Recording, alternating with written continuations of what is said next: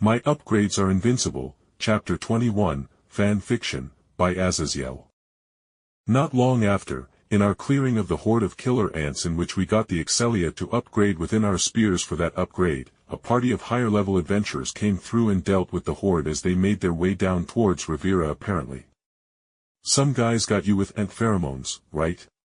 one of them asked, and I nodded wryly, and the guy shrugged in a "what could you do" manner as he bluntly said, "Well, you got to the next floor, so you are safe, and seeing as you still have your limbs, you obviously got off easy," he said frankly. And he was right, so while that higher-level party slaughtered the ants that were trying to get up the staircase and get the drops for their hard work, Tina and I moved out, moving deeper into the 6th floor, which didn't have the fucking cancer that was killer ants. So like a bird's house but with padded heavily on the inside, I muttered to myself as I fused several small planks of wood and some thick blankets together with a strong mental image of what I wanted, and I thankfully got what I wanted, as the resulting bird house with a hook on top was thickly padded within and came with a weighted trapdoor that would activate once something flew into the house. So with the trap done, I took out the large trash can filled with the heavy sticky golden dungeon sap. Alright, so should I fuse it into the trapped birdhouse? Or just compress the dungeon sap into something else? I mused partly to myself as I then took out the birdhouse that was more along the size of a good-sized dog house that came up to my hip. At my thought, though, Tina threw in her own opinion. "Well, if you plan on capturing anything bigger, you are going to need a bigger trap house. Maybe you can make the trap house super light and able to shrink, so after we capture a monster, we can take it back home and tame it over time, and not in the dungeon," she continued, and that gave me a pretty good idea.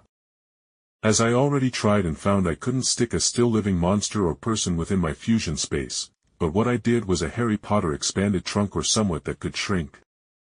I blinked as I took out some more wood, a bunch of the killer ant monster stones we got. And a good helping of nothing at all. What the hell can give a spatial attribute to an item here in Damage? I mentally mused before shrugging as nothing came to mind, as hyper-esoteric things like space and time weren't something I could so easily get my hands on if at all. So I relied on the pure magical energy within the magic stones to force the concept of spatial folding.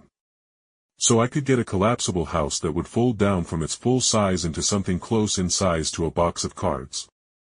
With a heavy thump, I looked at the weirdly crumpled-looking wooden box and read its description. Spatial box. Box may be compressed and forced into a smaller size due to spatial expansion properties within objection, with objects within not being crushed due to the space within the box remaining the same size.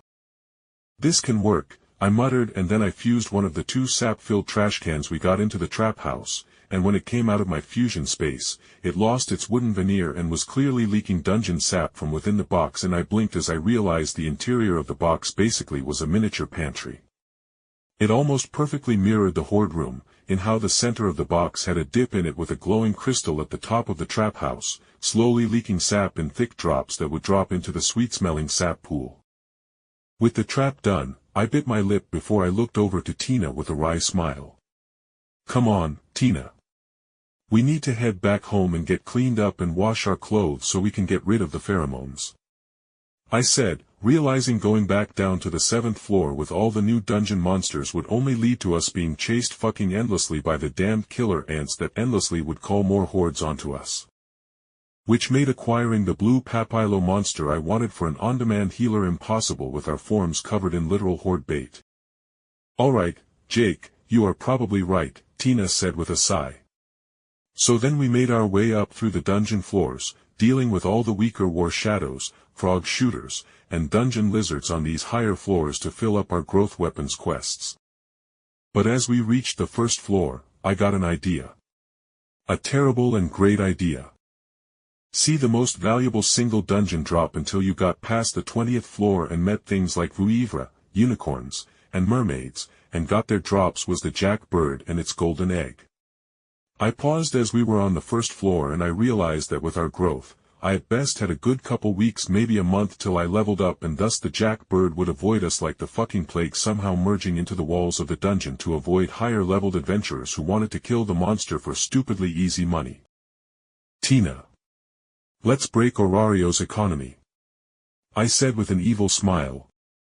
My fun-sized diet lover didn't have any idea what I meant, but regardless she followed me along as I set up the trap house and then used some fused wood to make a literal wood wall with a small hole on the side to allow the jackbird through and to keep out the goblins and kobolds that inevitably got attracted to the strongly smelling sweet sap. And so we waited.